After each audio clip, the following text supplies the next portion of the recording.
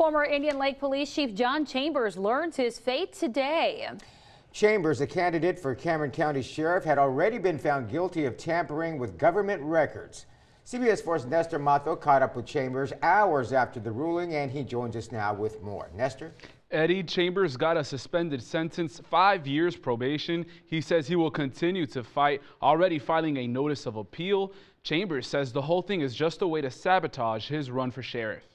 The more they try to back me in the corner and make me leave the county like they've done every other public official that's spoken out, the more I'm going to stand firm. Former Indian Lake Police Chief John Chambers says he is being targeted. Chambers, who is now running for Cameron County Sheriff in the Republican primary, says he was charged with 14 counts of tampering with government records because of what he calls selective prosecution. If this kind of abuse and corruption can happen to me, it could happen to you. He claims the DA's office and others want him out of the race. This was a fabrication by Luis Saenz, my opponent in the Republican primary, who is Luis Saenz's investigator, and one of my officers who I was terminating because I walked in and caught him having sexual relations with someone other than his wife in the police department. Chambers was found guilty of all 14 counts of falsifying firearm qualification records for Indian Lake officers. Thursday, he was sentenced to 2 years in state jail, but a judge suspended that sentence, placing Chambers on probation for 5 years. I'm surprised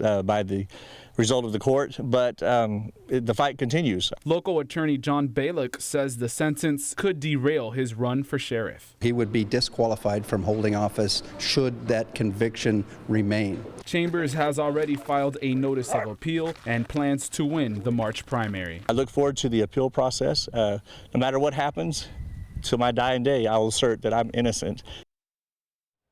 Chambers was also ordered to complete 350 hours of community service and pay a $2,800 fine.